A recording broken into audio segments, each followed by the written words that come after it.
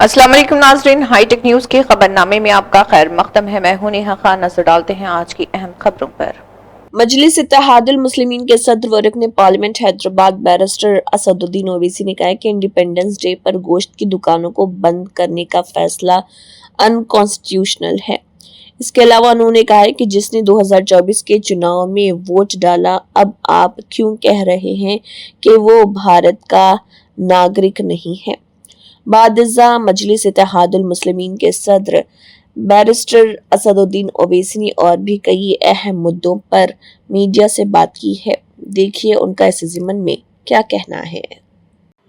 क्या बदलाव दिख रहा है आपको पिछले इंडिपेंडेंस डे के और इस इंडिपेंडेंस डे? मेरे को एक बात समझ में नहीं आ रही कि जिस दिन हमको अंग्रेजों की गुलामी से आज़ादी मिली, उस दिन भी अगर आप बोलेंगे क्या खाना क्या नहीं खाना, तो फिर आज़ादी हमने किस लिए ली थी और संविधान हमने बनाकर अपने आप को क्यों दिया। राइट टू लाइवलीहुड उसमें एक फंडामेंटल राइट है। तो ये अजीब व गरीब ऑर्डर है और मेरे नज़र में ये अनकॉन्स्टिट्यूशनल ऑर्डर है। यौम आज़ादी है, खुशी का मौका है और हम आज़ादी की लड़ाई में हमारे बुजुर्गों ने क्या क्या कुर्बानियाँ दी थी। तो अब उस दिन भी अगर हम ये बोलेंगे कि नहीं नहीं ऐसा नहीं है, ठीक नहीं है, वो ठीक नहीं है, मुझे समझ में नहीं आया ऑर्डर क्यों निकाला गया और मेरी नज़र में एक अनकॉन्स्टिट्यूशनल है और इस तरह का ऑर्डर नहीं निकलना चाहिए था। जो लिकर पर तो हर साल बैन होता है, जब हम बात अब आप लिकर को आप गोश्त से क्यों मिला रहे हैं? तो तरकारी भी बंद कर दी, फिर आप पूरा ही बंद कर दीजिए। फिर आप भाई लिकर पे बैन जब होता है तो बहुत अच्छी चीज़ है, मगर हम ये अब उस दिन हम तो आज़ादी मना रहे हैं, आज़ादी की खुशी मना रहे हैं और क्यों आप उसको बंद कर रहे हैं? भाई शराब पीकर कोई गलत काम कर सकता है, मगर ये तो लाइवलीहुड है ना उसकी, जो गोश्त बेचना बेचारे लोग, और उसमें तो कोई मोर देन 90% करीब लोग तेलंगाना में गोश्त खाते हैं। तो इसमें शहबाज शरीफ ने ये चौथी बार 48 में चौथी बार ये धमकी आई है। पाकिस्तान का आरोप है कि बिहार में वोट चुराने को लेकर चुनाव आयोग भाजपा के साथ साठगांठ कर रहा है।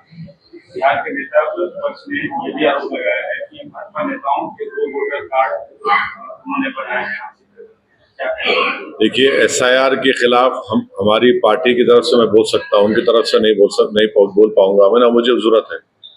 एसआईआर जो हो रहा है, हम शुरू से कह रहे हैं कि इस एसआईआर के जरिए कई जेन्युइन वोटर्स का नाम काटा जाएगा और कट रहा है। और मिसाल के तौर पे अब जो प्रोविजनल वोटर लिस्ट आई, इसमें हमको पता ही नहीं है, किसी को पता नहीं है कि कितने वोटर्स ने सिर्फ इन्यूमरेटर्स फॉर्म पे साइन करके दे दिया और उनके और डॉक्यूमेंट नहीं दिए। तो कल जब फाइनल लिस्ट आएगी तो ईसीआई को इख्तियार है कि भाई XYZ ने सिर्फ फॉर्म करके साइन करके दे दिया, हमको डॉक्यूमेंट नहीं दिया। आप शिफ्टिंग बोल रहे हैं, तो शिफ्टिंग किसकी हमको नहीं मालूम। आप बोल रहे 2 जगह नाम है, किसके हमको भी नहीं मालूम। हम अपने लॉयर निजाम पाशा साहब को कई वोटर का नाम दिए हैं, जो वहां पर है उनका नाम नहीं आया। अख्तर उल ईमान साहब खुद वहां पर सुप्रीम कोर्ट में पार्टी हैं। अपनी विधानसभा में हमने कई वोटर्स का नाम दिया जिनका नाम नहीं आया, जो है वहां पर, उनके डॉक्यूमेंट भी है, उससे क्या करेंगे आप? तो ये एसआईआर जो है ये बड़ा अच्छा। और एक चीज, अब आप ये देख लीजिए कि पार्लियामेंट में भारत सरकार ने एक जवाब दिया है और जवाब में क्या कह रहे हैं, जब उनसे पूछा गया कि ये बताइए कि कौन सा डॉक्यूमेंट सिटीजनशिप के लिए ठीक होगा, तो वो जवाब दे नहीं पा रहे हैं, जलेबी वाला जवाब दिए हैं। ये राज्यसभा में, एक मिनट ठहरिए, माफी चाहता हूं मैं आपको, ये बहुत अच्छा सवाल आपने पूछा। देखिए, राज्यसभा में एक जवाब पूछा गया कि इसमें ये बताया जाए कि गवर्नमेंट कोई डॉक्यूमेंट को रिफ्यूज कर रही, तो बता नहीं रहे कि क्या क्या कोई फिक्स प्रूफ चाहिए, माने कुछ भी अब गवर्नमेंट कुछ भी कर देगी। आप देखिए ये राज्यसभा में जवाब दिया गया है जिसमें गवर्नमेंट ने कहा कि union home ministry did not specify the categories of valid documents required for people to prove citizenship in India while responding to question in the Lok Sabha sorry जो अगस्त 12 को पूछा गया।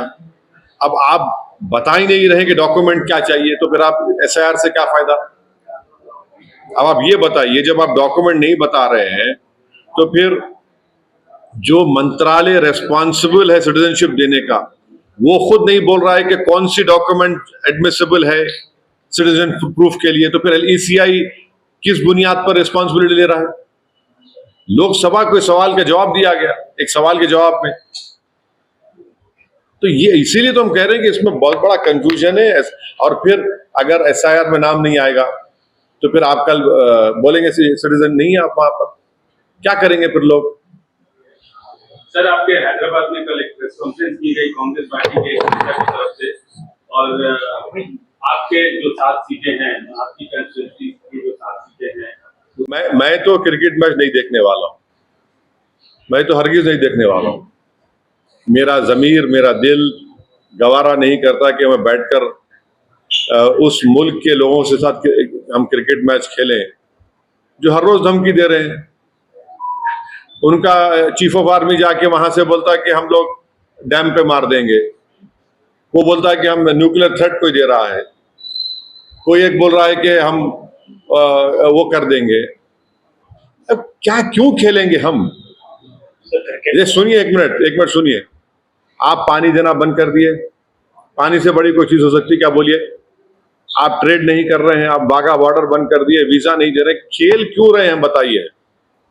कितना नुकसान होगा, 300 करोड़ 400 करोड़, कुछ भी नहीं है ना। मेरा जमीर तो गवारा नहीं करता भाई कि मैं मैच को देखूं। तो सौरभ गांगुली ने कहा कि क्रिकेट अलग चीज है और जो हालात है वो अलग चीज है, दोनों अलग अलग है। अब मैं देखिए, मैं किसी का स्पोक्स पर्सन नहीं हूं, उनसे पूछिए। अच्छा सर, आपके पुराने दोस्त हैं जगन मोहन देंगे, नहीं तो इसके गंभीर परिणाम होंगे।